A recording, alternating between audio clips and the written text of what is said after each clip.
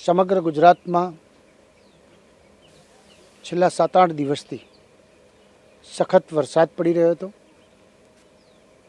અંબાજીમાં અતિશય વરસાદ પડ્યો, મકેશ્વરમાં ઘણું બધું પાણી આવ્યું, બનાસકાંઠામાં અને પાટણ જિલ્લામાં પણ ઘણો બધો વરસાદના કારણે આ વિસ્તારની અંદર કેટલાય ટાઈમથી પાણી નહીં આવેલું અને જ્યારે જબરજસ્ત વરસાદ પડ્યો ત્યારે બહુ બધું પાણી મકેશ્વરમાંથી છૂટ્યું અને અહીંથી પણ છૂટ્યું।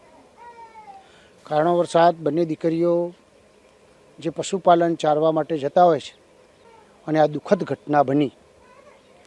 અમારી બંને દીકરીઓ, એક સજ્જનબા અને એક કાજલબા, બંને દીકરીઓનું દુઃખદ અવસાન થયું છે। દુઃખદ અવસાન જ્યારે થયું ત્યારે ખરેખર આખા વિસ્તારની અંદર એક દુઃખનું વાતાવરણ પસરી ગયું। અમારા બધા આગેવાનશ્રીઓએ, ગામના આગેવાનશ્રીઓએ બહુ પ્રયત્ન કર્યો, તો મને લાગે એકાદ દીકરીને તો સારી સારવારને બધું આપી શકાયું છે।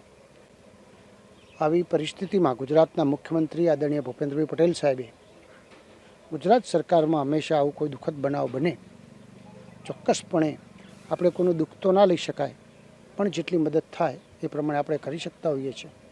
અને કાલે પણ રજૂઆત થઈ હતી અને આજે બધા અધિકારીશ્રીઓ, પ્રાંત અધિકારીશ્રી, તાલુકા અને જિલ્લા વિકાસ અધિકારી, બધા અધિકારીઓ ઝડપથી કામ કરીને આ દુઃખ ઘટનામાં જે સહયોગી થવા એ પ્રમાણે સહયોગી થયા છે।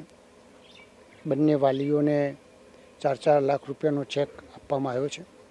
આપ સૌ વતી માતાજીને પ્રાર્થના કરું કે બંને દીકરીઓના આત્માને શાંતિ પ્રાપ્ત થાય અને જે એમના કુટુંબીજનો ઉપર જે આફત આવી છે એ આફતમાં આપણે બધા સહયોગ આપીને એમના દુઃખમાં ભાગીદાર થઈએ।